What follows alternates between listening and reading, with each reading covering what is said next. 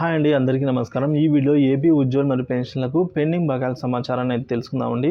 అలాగే surrender leaves పరిస్థితి ఏంటి అని అంటున్నారు. సో ఆ సమాచారాన్ని కూడా మనం ఈ వీడియోలో తెలుసుకుందాం. వీడియో అయితే చివరి వరకు చూడడానికి ప్రయత్నం చేయండి. వీడియో నచ్చినట్లయితే ఒక లైక్ చేయండి. ఇంకా సబ్స్క్రైబ్ అన్నట్లయితే మన ఛానల్ వెంటనే సబ్స్క్రైబ్ చేసుకోగలరు. వడ్డీకి తెచ్చుకొని మరీ అప్పులు పాలవుతున్న ఉద్యోగులండి 2 ఏళ్ల పాటు సరెండర్ లీవ్ బకాయిలు పెండింగ్లోనే ఉన్నాయి. 3 డిఏ బకాయిలతో రాక ఉద్యోగులైతే ఇబ్బందులు పడుతున్నారు.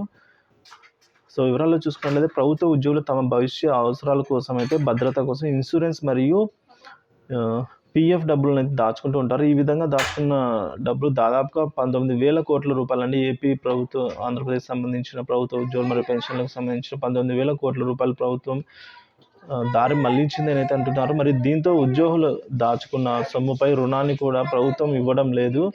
సో అసలు లేదు, వడ్డీ లేదు అన్నట్లుగా ఉంది. సో ఆ రుణం ఎప్పుడు మంజూరు అవుతుందో కూడా తెలియని పరిస్థితి అయింది.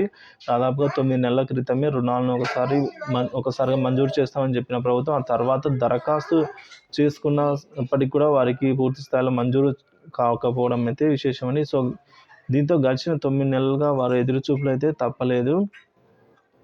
ఇక సరెండర్ లీవ్స్ పరిస్థితి ఏమిటి అన్నట్లయితే గడిచిన 2 సంవత్సరాలుగా ప్రభుత్వం నుంచి సరెండర్ లీవ్స్ ఊసేత్తడం లేదు. రాష్ట్ర వ్యాప్తంగా 4,000 కోట్లకు పైగా సరెండర్ లీవ్ బకాయిలు ఉన్నట్లుగా ఉద్యోగ ఉపాధ్యాయ సంఘ నేతలు చెప్తున్నారు. సరెండర్ లీవ్ బకాయిలను తక్షణమే చెల్లించాలని ఉద్యోగ సంఘ నేతలు డిమాండ్ చేస్తూ ఉన్నారండి.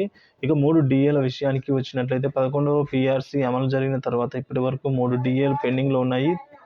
తొలి డిఏకి సంబంధించి 18 నెలలు, రెండవ డిఏకి సంబంధించి 12 నెలలు, మూడవ డిఏకి సంబంధించి 6 నెలలు పెండింగ్లో ఉన్నాయి. వీటిని తక్షణమే విడుదల చేయాలని ఉద్యోగులు డిమాండ్ చేస్తున్నారు. 11వ పీఆర్సీ పేరుతో అప్పటికే ఉన్న వేతనాలను తగ్గించి మరియు డిఏలను బకాయిలు పెట్టడంతో ఉద్యోగులు అగ్గి మీద గుగ్గిలం అవుతున్నారు. 1.5 సంవత్సరాల కాలంగా అయితే డిఏ బకాయిలు విడుదల చేయకపోవడంతో ఉద్యోగులు ప్రభుత్వం మీద తీవ్ర ఆందోళనతో అయితే ఉన్నారండి. ఇప్పటికైనా డిఏ బకాయిలను విడుదల చేయకపోతే ప్రభుత్వానికి తగిన గుణపాఠం చెప్తానైతే హెచ్చరిస్తూ ఉన్నారండి ఉద్యోగ సంఘాలంతా కూడాను.